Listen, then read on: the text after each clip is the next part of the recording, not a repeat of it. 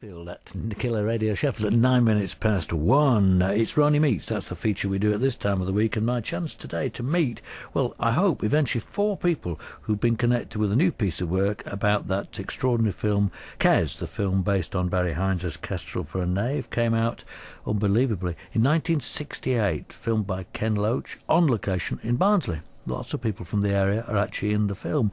Simon Golding's been talking to lots of them for his book, which is called Life After Kes, and we're going to talk about all that. And you can join in as well. I'm on 01142796699. Because the film was made locally, all sorts of people have got connections with it, even if they don't find themselves in the book. So, for instance, when they were filming a scene in the library, there was a punter who came up and sort of tried to intervene. If you were that punter, then you can ring as well. The Making of Kes, the film, best film that came out of South Yorkshire in my lifetime, one of the greatest films ever. Do you think it is, Simon?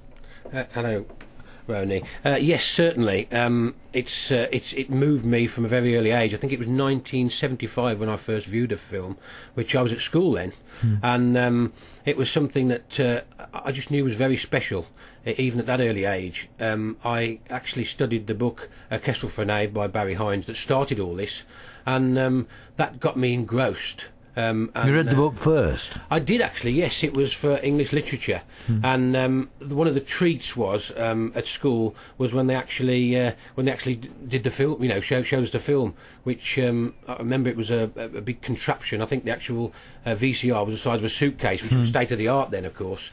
And I remember just sitting there, and I remember even the bell going, which normally there'd be a great dash for the door, and everybody stopped there, and it was that silent thing at the end when he actually, you know, the final resting place for the bird, and it just everybody like there was quietness, and then suddenly like everybody erupted. Have you watched the film much since then? I have, yes, and obviously for the for the research, it was quite important tracking people down, watching the movie. I did always fear that this was going to detract somehow because watching it so many times, but certainly that's not the case. And I've left. I think the last time I watched it was probably about 7 months ago, and it's something that I still feel very strongly about, and one of my top films of all time. I want you to kind of remind us how it was made by Ken Loach, how he actually went about making this film in Barnsley 35 years ago. Yes, of course. I mean, obviously Barry was originally approached by Tony Garnett, the producer of Kes, and he'd come to the attention of Barry because I think he'd wrote The Blinder, obviously his first novel, and he wanted him to do a Wednesday play, which obviously Ken and Tony were sorting out at the time, and great stuff's come out from that with Cathy Come Home, obviously, and Up the Junction, and Barry actually declined the Wednesday play, which would have been very profitable, and said that he's got this book going round in his mind, and he'd rather finish that first. Greatly impressed with this was Tony. He said, "Well, will you promise one thing? Will you let me see it when it's completed?" And the manuscript arrived as soon as Tony Garnett read it. And it leapt off the page, obviously the characters, everything about it. It was politically right at the time as well.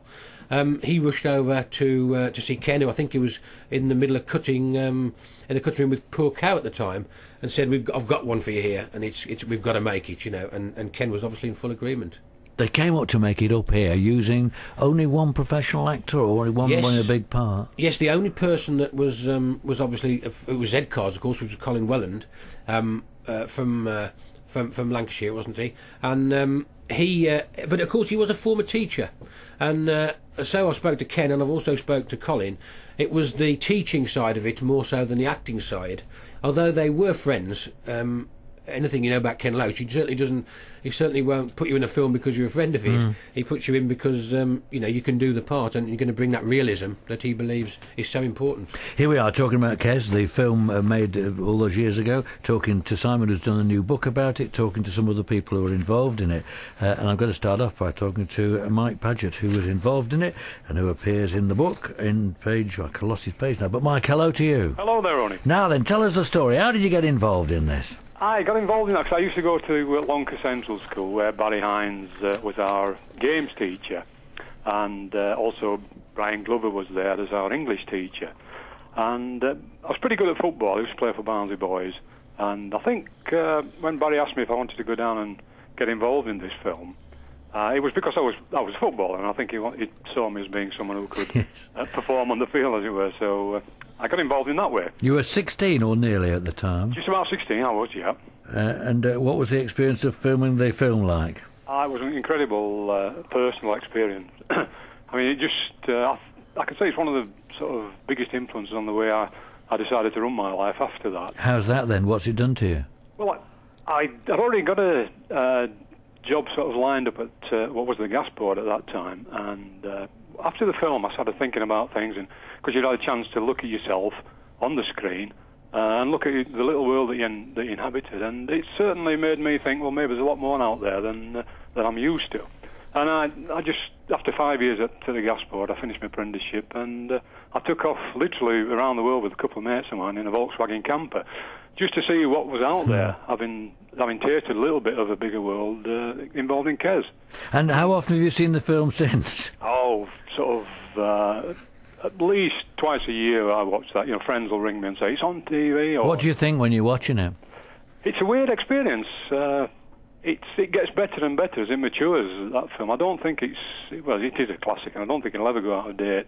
And it's got that authenticity about it. There's nothing hollow in it for me. It's still there, exactly as it was when we were filming those 6 weeks. You're there by name, aren't you? The shout, "Let Badger take it, sir." Yeah, I was the guy who was supposed to take the penalty. Everybody was screaming for me to take it. But of course, Brian Glover didn't see that. He was going to take it. Shoot me out of the way, and of course he missed a couple of times. And what did you make of they're both your teachers, Glover and Hines. Yes, that's right. Well, what did you make of the fact they suddenly brought all these famous Londoners and started making films with you?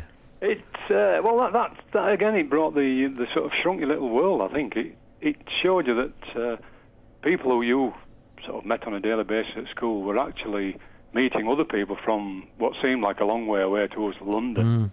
Posh accents, expensive equipment, and they sort of retained the common touch, if you like. They were still talking to us, and they remembered us all. They didn't push us into doing anything we didn't want to do. But there was that eye-opening experience that here they were, our teachers, the guys who we met every day, suddenly involved with all these what seemed like world stars to us. Yeah. And of course turned out to be top writer and top actor. Yeah, superb. Great careers ahead of them when they left the school as well. What do you see any of your pals who were in it subsequently? Have you met? Do you keep in touch with any of them? Not really. I mean, it's one of those things where I've moved away now. I left Barnsley a few years ago I went to Rotherham, then to Sheffield, then to Derby, Leeds, and now I'm near York. And I just don't keep in touch with many of them at all. But it's if I bumped into them tomorrow, it would just seem like being 16 again, I'm sure. Yeah, and it's obviously not far from doing you harm. It did you good, you say. It actually opened up what you've done with the rest of your life. For some of them, reading through Simon's book, it clearly didn't have that effect. I think you could argue it damaged some of the people involved in it. Yeah, it depends how you looked at it, I suppose, what your perspective on it was. But you could see one or two people who felt that they were being not abused, but being used a little bit in the film. Not much follow-up afterwards. You didn't feel that. The book takes care of that quite sharply at one point. I'll come on to it. Mike, was your education like the education that Billy Casper got in the film? Was Longcar Central School like that? It was. I mean, there were plenty of Billy Caspers. I was as close to Billy Casper as anybody else was going to be. We were struggling, living on a council estate, struggling with the education. Thankfully, I had a sort of loving mother and father, but I went on. I thought this is can't carry on, and I did an open university degree a few years later. Yeah, it just got spurred on to do. And ended up doing what then? Well, up till last year, I was working for Centrica as employee development manager. Right.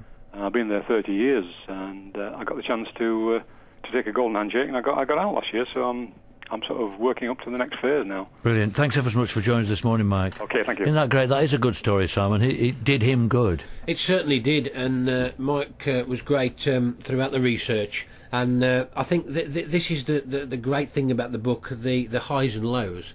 And there were people, and it was a great testament to the people of Barnsley, that some could walk away and use that experience and do something positive with it. Did it do David Bradley as he was then, any good? Did he come out of it all right? I think certainly if you read a lot of the comments that Di has said over the years, there's certainly a very positive outlook when it comes to actually making the film. And Ken and I know that Ken Loach and also Tony Garnett agonised over the decision whether to give such a young boy this opportunity, to put him on a pedestal. And I think that Di quite knew, as he's known now, obviously known as David Bradley as well, that knew he was probably going to end up down the pit or some menial job. You know, I think although he was quite good at school, I think he did suffer as time went on, because obviously to maintain that level when you start at the very top, I think it's difficult. And I think people have said in the business, and it mentions in the book, that he probably didn't enjoy it probably the same as other people would, you know, and it's not easy, that isn't, you know, and I think that's what comes across. Simon, we'll come back to it. We're talking about Life After Kes with all the people who've been involved in it and the new book about it.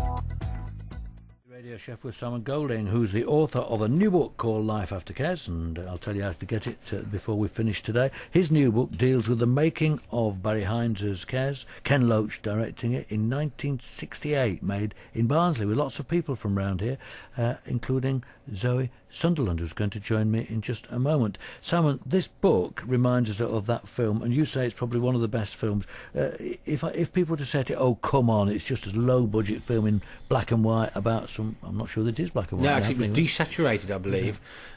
Pre-flashed and desaturated. Which meant... Well, it was the closest. United Artists who put up the money.